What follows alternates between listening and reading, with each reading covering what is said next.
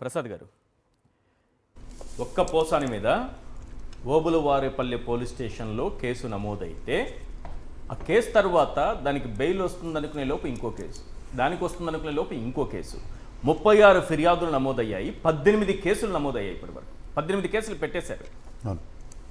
ఈరోజు బెయిల్ పైన రావాల్సినటువంటి వ్యక్తి రాలేని పరిస్థితి కూడా కల్పించారు. మళ్ళీ వెంటనే రాత్రి ఒక కేసు పెట్టి కంటిన్యూ చేస్తున్న పరిస్థితి ఏంటి? వంశీ నుంచి వర రవీందర్ రెడ్డి ఆయన దగ్గర నుంచి అక్కడ మొదలైంది అనుకుందాం, సోషల్ మీడియా యాక్టివిస్టులు, ఆ తర్వాత వైఎస్ఆర్సీపీ నాయకుల వరకు అందరిపైన ఇదే పనితీరు. మొత్తం వ్యవస్థలన్నీ దీని మీద బిజీగా ఉన్నాయా? ముందుగా సాక్షి ప్రేక్షకులకు నమస్కారం అండి, అలాగే ప్యానెల్లో ఉన్న పెద్దలకి మీకు కూడా నమస్తే అండి.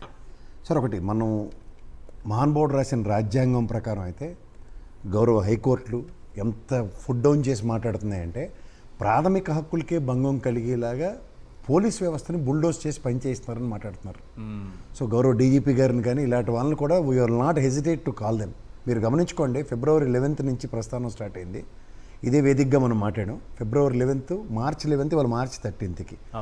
మీరు ఏ కేసైనా చూసుకోండి, ఈ బిఎన్ఎస్ 111 అండ్ లోవర్ కోర్ట్స్లో respective magistrates how they are dealing 14 రోజులు రిమాండ్ అనేది ప్రాతిపదిక తీసుకుని they are booming around. Sir, మీకు మాట చెప్తున్నాను, మనం 6 ప్రామిసెస్ ఏవైతే ఇచ్చారో వాళ్ళని దయించి అడగడం మానేస్తే ఈ ప్రాబ్లంలు అవుతాయి. ఎందుకంటే మనం ఉచిత బస్సు మీద అడిగిన పాపానికి రాష్ట్రం అంతా ఉచితంగా కేసులు పెట్టించి పోసాని కృష్ణమూర్తిని తిప్పుతున్నారు. ఉచిత బస్సు మాట దేవుడు కానీ ఈయన ఉచిత పోలీసు వాళ్ళలో మాత్రం రాష్ట్రం అంతా ఒక్కొక్క నియోజకవర్గంలో ఒక్కొక్క కేసు పెట్టించి తిప్పుతున్నారు. అంటే ఏం అడగద్దు ప్రభుత్వాన్ని, హక్కు ఉండదా? అడగకూడదు. ఎందుకంటే వాళ్ళు, సార్ మీరు ఒక మాట చెప్తున్నాను, వాళ్ళని మాట్లాడే స్వేచ్ఛ కూడా లేదా? లేదు సార్, మనం మహానుభావుడు రాసిన రాజ్యాంగం అభిప్రాయాలు వ్యక్తం చేసే స్వేచ్ఛ కూడా లేదా? లేదు. మనం ఎందుకు కోల్పోయామంటే మనం మహానుభావుడు రాసిన రాజ్యాంగం ప్రకారం మీరు జర్నలిస్ట్గా మాట్లాడుతున్నారు. నేను ఆ రాజ్యాంగానికి గౌరవం ఇచ్చి ఆ బౌద్ధుడిని, ఆ దేవదేవుడు ఇచ్చిన రాజ్యాంగానికి నాకు ప్రాథమిక హక్కులు ఉన్నాయనే భ్రమలో బతికే పరిస్థితి క్రియేట్ చేశారు.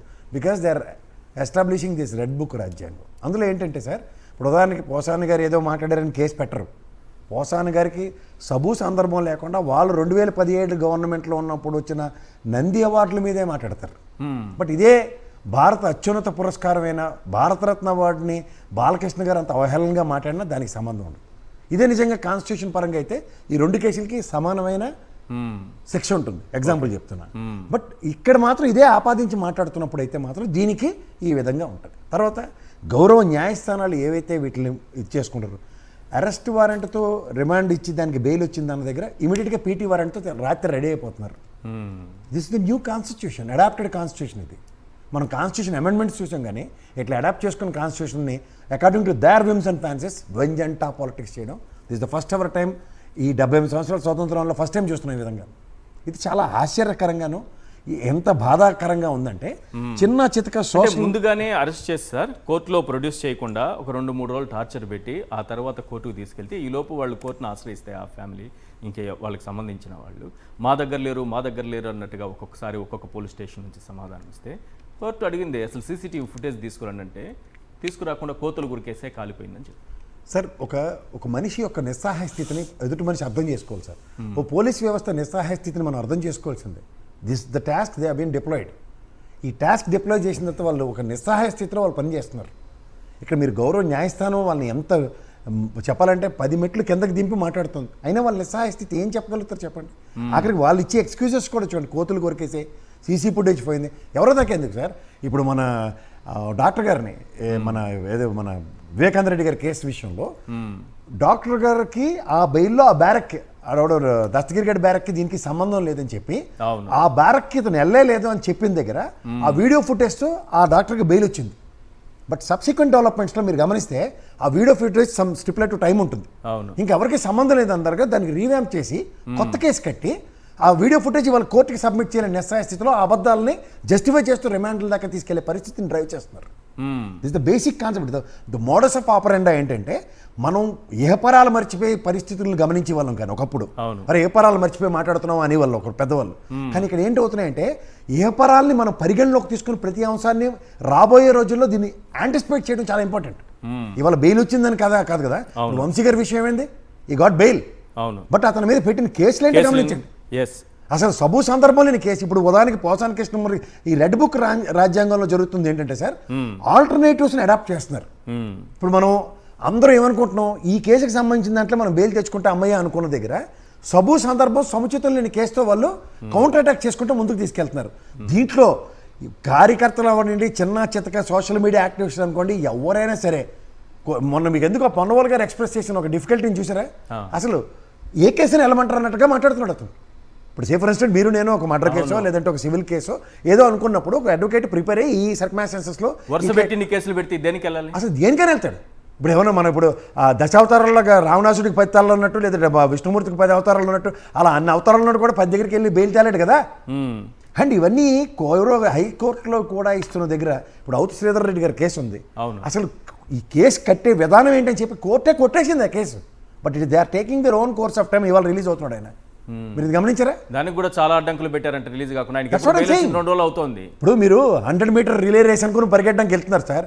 వాళ్ళు 100 మీటర్స్ దాన్ని ఏమంటారు, రిలే రేస్ బదులు హడ్డిల్స్ పెట్టి హడ్డిల్ రేస్ అంటున్నారు. మీరు ప్రిపరేషన్ దానికి ఎంత కావాలా?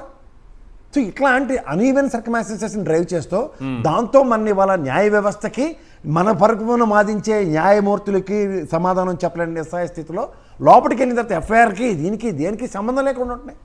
పైపచ్చి వాళ్ళు కండక్ట్ చేసిన విధానం చూడండి, డేట్ రేపటి దేశీ వాళ్ళు రాత్రి ఎత్తేస్తున్నారు. కరెక్ట్. పోసాని విషయంలో అదే జరిగింది. రేపు అరెస్ట్ చూపించారు. అందులో ఇప్పుడు వ్యవస్థని గౌరవించే కామన్ మ్యాన్ సిటిజన్ అంటే అంబేద్కర్ రాజ్యాంగం ప్రకారం ఆ మానవుడు చెప్పింది ఏంటంటే, ఎస్ చట్టాన్ని గౌరవించండి. లా అబైడింగ్ సిటిజన్గా ఆయన పోలీస్ వ్యవస్థకి సహకరిస్తూ వెళ్తున్నప్పుడు ఆ రాత్రి జరిగే అన్హోనీగా ఒక అనవైన సర్కమ్స్టాన్స్ లేదో జరిగింది అనుకోండి సార్, జరగదండి. ఎవరిది బాధ్యత? అదృష్టంగా ఏం కాలేదు ఆయనకి ముందు రోజు రాత్రి తీసుకెళ్ళిన ప్రాసెస్లో. Say for instant some situation demands. ఎక్కడండి ఇది? ఎక్కడికి లీడ్ అవుతుంది ఇది? రైట్. అండ్ ఇది ఈ వ్యవస్థని ఇట్లా ఉన్నప్పుడు పరిరక్షణ ఎవరు? ఇంతకన్నా హైకోర్టు ఇంత ఘోరంగా మాట్లాడుతుంటే, ఇంత ఫుడ్ డౌన్ చేసి చెప్తున్నా సరే ఏం చేయాలి? ఇది గమనించండి. ఇప్పుడు ఎప్పుడైనా సరే మనం ఒక వ్యవస్థ మనం ఒక దగ్గర ఉన్నప్పుడు ఇంకొక వ్యవస్థ టాపప్ చేస్తారు. ఇప్పుడు పోలీస్ వ్యవస్థ ఉంది, అన్నిటికంటే వాళ్ళు కరెక్ట్ చేశారని కాకుండా మనని పరిరక్షించడానికి న్యాయ వ్యవస్థను దాని మీద రాజ్యాంగం కల్పించింది. న్యాయ వ్యవస్థకే వీళ్ళు అష్టదిగ్బంధం చేస్తుంటే ఏం చేయగలుగుతాం? కానీ ఇక్కడ ఆశ్చర్యకరమైన విషయం, ఒకసారి మనం న్యాయ నిపుణులతో కూడా మాట్లాడదాం. కానీ కోర్టు ఇన్ని కామెంట్స్ చేసింది చూశారు కదా, ఇన్ని చేశారు, కానీ రిమాండ్లు ఎలా పడుతున్నాయి? ప్రతి ఒక్కరు 14 రోజులకి వెళ్ళిపోతున్నారు. మీకు చెప్తున్నాను, లోవర్ కోర్టులో మీరు ప్రొడ్యూస్ చేసినప్పుడు వాళ్ళు ఎప్పుడు దెయ్యాలు మాట్లాడుకునే టైంకి తీసుకెళ్తారు పోలీసులు. అండ్ మొత్తం పొద్దున్నీ తీసుకెళ్ళి అరెస్ట్ చేసి వీళ్ళ ప్రకారం వాళ్ళు క్వశ్చన్ ఎయిర్ ఉంటుంది, దాంట్లో ఆన్సర్స్ అన్ని ఫిల్ చేసి ఆ డాక్టర్ దగ్గర తీసుకెళ్ళి బీపీ రేజ్ అయిపోయిందా ఏదో అని ట్రీట్మెంట్ అంత మేజిస్ట్రేట్ గారి దగ్గరికి వెళ్తారు. మేజిస్ట్రేట్ గారు ఇంట్లో కూర్చొని ఉన్నప్పుడు ఆయన ఏమి పరిశీలిస్తారు సార్? ముందు 14 రోజులు రిమాండ్ ఇస్తున్నాను గౌరవ న్యాయస్థానం ప్రకారం అంటే ఆబ్వియస్లీ కోర్స్ ఆఫ్ టైంలో ఏం చేయాలో చేస్తున్నారు. కానీ మీరు ఇవాళ పోసాని గారిది ఒక కేస్ స్టడీ సార్. ఎక్కడ మొదలైన ప్రస్థానం ఎక్కడికే అంతం అవుతుంది అంటే, నిన్న రాత్రి కర్నూలు దగ్గర నుంచి తీసుకొచ్చిన తదనంతర పరిణామంలో గుంటూరు పరిసర ప్రాంతాల్లో ఆయన మీద పెట్టిన కేసుతో అష్టదిగ్బంధానికి ప్రేరేపించి కూర్చున్నారు. It's a continuous process. ఏం చేయాలో కన్నీళ్లు పెట్టుకున్నారట.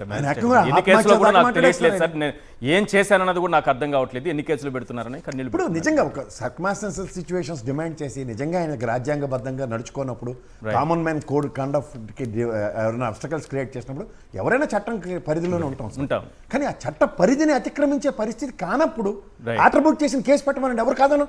ఏడో ఎక్కడ శ్రీకాకుళం ఉన్నోడికి మనోభావాలని చెప్పి ఏది పడితే అది మాట్లాడుతుంటే ఏం చెప్పాలా? రైట్.